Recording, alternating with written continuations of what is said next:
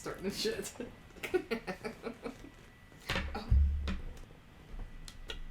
Welcome to the Tipsy 2. Oh. Hi guys, welcome back to the Tipsy 2. Hi Rebecca. Hi Jennifer. How are you? Good.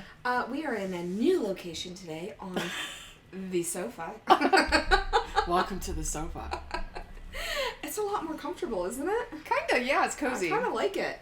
I see all those people on podcasts that are like sitting in their chairs with blankets and pillows, and I feel it. I kind of like this. I know. We weren't prepared for this. Our segment producer sprung this on us, so which is fine. I like it. Yeah, it's comfy. So yeah. So what's been going on? I feel like I haven't seen you forever or talked to you about anything. So do we have some good, juicy gossip tonight? I do have a lot of gossip, probably stuff I can't talk about. Oh, shit. I know. But I will give you a little bit of drama that happened today. Okay, but you know what? First, because I was just getting ready to take a drink. Oh, okay. Look at the... I'm sorry, I didn't mean to interrupt you. No, it's fine. Look at these cute... Because I'm obsessed with the Golden Girls. Is anybody else? Because I could watch them all day, every day. And I feel like Rebecca would be Dorothy. How dare you? If we weren't sitting here, we'd be fighting physically. No. Who would you be? Real quick. Sorry, we totally I guess spiraled off if there. if I have to, maybe I would be Dorothy. I don't know. I feel like you would be. I'm not Rose, even though she's adorable, but kind of an airhead. I'm not that. I'm not the over hypersexual Blanche. That's definitely you. It is me. You would be Sophia. Because I'm 1,000 years old. No, anyway, how cool are these little cups? They've got all of them on there, and it says "Stay Golden." So of course I was at Hobby Lobby and had to pick these up for Rebecca and I. And tonight we're drinking our drink out of them, which happens to be the the Rose Minnesota Mudslide, because Rose is from Minnesota, St. Olaf to be exact. Exactly. And so in this... Picture this, 1952. Oh, that's Sophia. That's Sicily. Sophia. Yeah, Sicily. Sicily. Yeah, 1912. Right. Early 1900s. During the Jurassic area. Always comes back to Jurassic Park. Oh, God.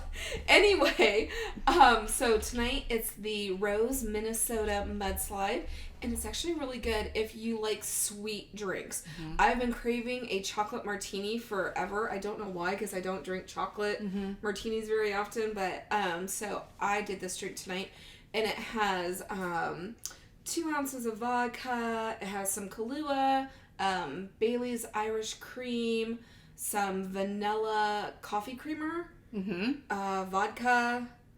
There's some whipped cream, some chocolate sprinkles. Chocolate sprinkles. It's really good. There's a chocolate drizzle. Yeah. So, and to be fair, our segment producer, he loves to calls the Golden Girls or hello senior citizens. That's the text message that we get in group chat. Hello senior citizens. It's like... He thinks he's hysterical. That's not he very, thinks very he's funny. funny. But anyway, so this drink is really good. I honestly could probably only drink one because it is very sweet. It is strong. It is strong and sweet. But if you are a sweet person, you like strong drinks, hey, check out this recipe that Merrick's going to put up. And yeah, he'll post the ingredients. So anyway, what else is going on? So I had a little bit of drama with Lucy, who you guys met last week. For the Barbie review. Little Lucy, then just to be sure that you know who she's talking about, is her little 4-pound Yorkie. My little sweet, the love of my life. Sorry, Mary. Her soulmate. No. Sorry. Yeah. No, actually, today, minding my own business. Once again, that's all I want to do. That's all you want to do? Me and my mom and Lucy were at the house. We're just hanging out. And the post guy comes, and my mom's eating. She's like, I'm really craving chocolate. Do you have anything chocolate? And I'm like, I have these weird chocolate keto bars. That's basically just chocolate, peanuts, caramel, whatever.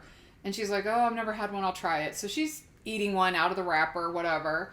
And the post guy comes, and Lucy's going nuts, and my mom's trying to wrangle her and answer the door and get the box and all that. And when she puts the box down on the thing, she goes to eat the last bite of her chocolate bar, which the chocolate bar's not that big anyway. Mm-hmm. But the last bite of it, she goes to, and it's gone. She ate the chocolate.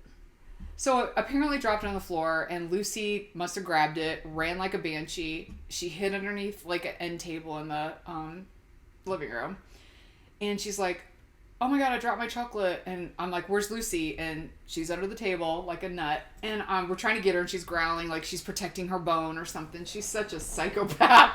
So I'm just like, great. She's eating chocolate. I don't even know what that does. I don't know what peanuts do. Like, great. And I have to go off to a work meeting. So I'm like, I don't have time to like, I'm stressed out about it, but I have to go. So my mom's like, I'll watch her. I'll figure it out. Like, yeah, you're real responsible. Yeah, you dropped the chocolate. I think maybe to make her feel better, give her grapes. You little psycho. Why not wash it down with grapes? Yeah, I mean, any other toxins maybe for dogs. A little cinnamon. Any mushrooms, what else you want to give her? So, I know, it's so stupid. So I'm just like, okay, I suppose you'll watch her. I gotta go. So I leave. I come back home, and I'm like, Mom's like, do you want to watch Bold and Beautiful? And I'm like, sure. Like, I just got home. I sit down. And like a few minutes go by in the Bold and Beautiful, and I was like, where's Lucy? And she's like, oh, I don't know, because she's always on one of our laps, just laying there, whatever. And then so I jump up, I'm like, Lucy, I'm screaming. My mom gets up, she starts to get concerned. We go running outside. Now, I've checked the whole house, she's nowhere. I'm looking under the bed, I look everywhere. I go out, I'm like, oh my God, maybe she bolted outside when I opened up the garage door and the garage is still up. Like, all these things are, what was the last things I did? So, we go outside, I'm screaming like an idiot. Lucy! Like, Oh my God, I can imagine, I'm picturing it now. I know, thank God there's no cameras outside. Well, there are, but thank God, So I'm like, oh my God. So she's nowhere. I come back in, I'm like, let me check under the bed again. Let me check under this. And she was underneath that coffee table where she took the or the piece of chocolate originally. Mm-hmm. And she's just sitting there shaking and quivering. Aww. So I race outside. I tell my mom, I found her. So she comes back in, and I don't know. I'm like, she's sick. She's got, she probably that chocolate, that 3 hours ago. And she was like, I don't know. Because she wouldn't come out, and she was tremoring. So I'm like, oh God. So I call my vet, and my vet's like, I mean, unless she ate an entire birthday cake or an entire chocolate bar, she'll probably be okay. And I'm like,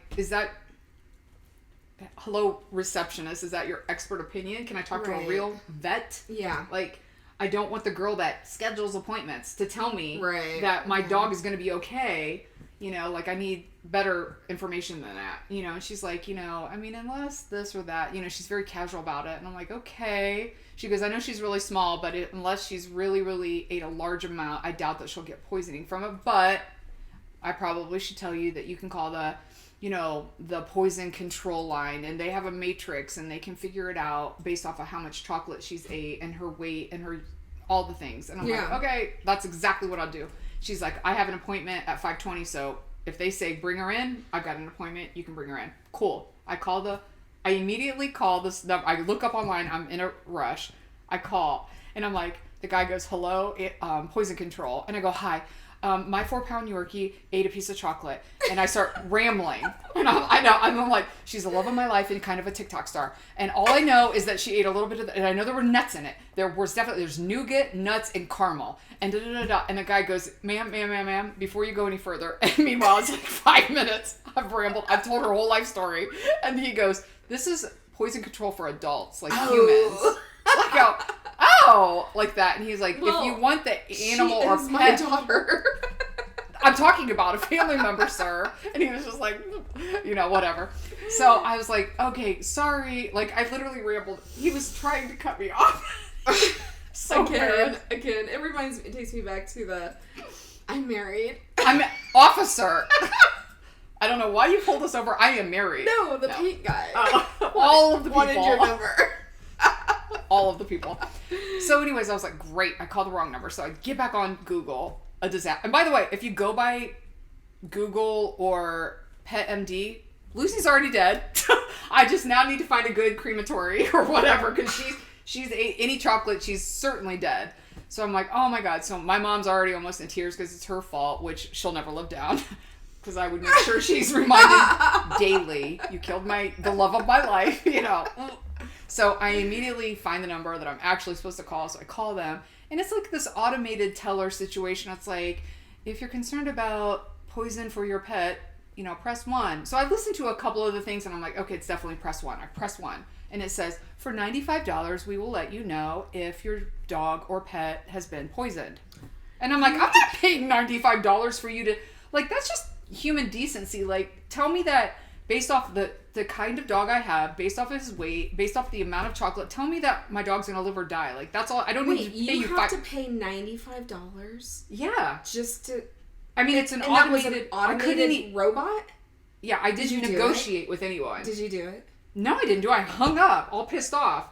So then I took her outside, put her harness on, I took her outside in the fresh air, I raced her around our yard and, you know, whatever. Just trying to make sure she was okay. I did check all the symptoms. She did not vomit. She did not have diarrhea. She wasn't like, she wasn't drinking a lot of water. Like all the things that it said. So I felt confident that she probably just doesn't feel well. It's just a little bit of a stomach ache, but I don't think she was fully poisoned. No, it was probably just a little. And then I started drinking, and now I feel a lot better about it. I feel a lot better. Well, she was just upstairs in her new Lion King. When she's upset, she likes to dress up in drag, which I get. Obviously, we're a lot of wig Wednesdays around here. Oh, we gotta send that picture. Yeah, but there's I got her also at Hobby Lobby. The cutest little light. I have this little, I don't know, what is a little costume goes over her head and she looks like a lion. She looks like a lion. And the freaking craziest thing is, she puts it on her and she just sits there and lets her do it. Yeah. And I teach all of my dogs. I was taking a picture of Lucy today. If that would have been my dog or my dad's crazy ass freaking psycho Yorkie that he has, it wouldn't have even, I don't know how, I mean, I feel like you drug her. I teach my dogs at birth how to pose for TikTok and Instagram. It is a requirement in this house. Like, every dog I've ever had has had the best poses. They are very... They really like, have. hello. She's not even joking. Like, I don't get it. Like, I feel like you have to drug them. No, I don't. And work with them on a daily basis. No, like, they know. And I mean, honestly, I really, every dog I've ever had has posed perfectly. And I teach them that early on, just in case we get like some sort of like contract with Purina or some dog chow. Oh my God.